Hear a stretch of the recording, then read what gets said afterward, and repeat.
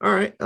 Jordan, from your perspective, have you seen any kind of difference between the older guys and the younger guys, whether it be like mental, physical? Yeah, I kind of like um I wanted to expand on a couple of things. Like we'll kind of dive down. I have like several different paths to this conversation, but um I feel like the older guys learn better. They're more patient. They're willing to ask questions, so they kind of slow things down. I feel like the younger guys, they jump into it and they get frustrated if they don't see results quickly.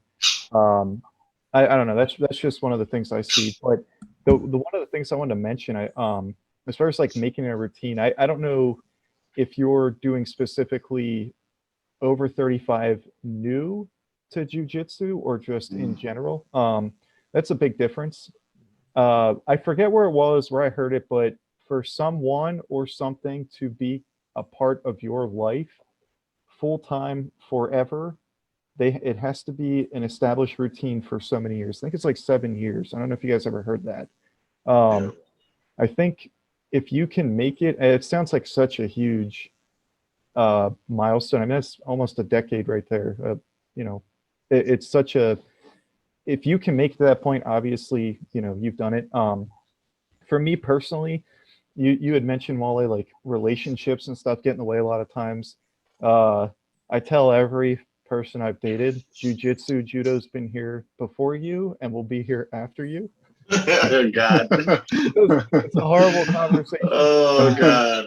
Yeah, my wife is awesome about it though. Like she understands. She's a field hockey coach, so when she's in season, she is gone all the time. So it's no big deal for me to be like, hey, I'm stepping out for a few hours and I'm going to jujitsu. Like this is my routine. And she's super supportive. She's cool about it.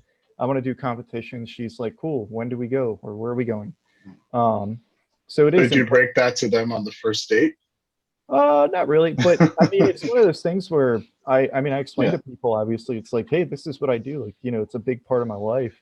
Mhm. Um, I think at first, a lot of people see it as a trivial piece of knowledge. It's like, oh, that's cool. You do jujitsu. So, do you want to go do this, this, and this weekend? I'm like, I don't think you understand. I just got done telling you, like, I do Yeah. this on Saturday morning.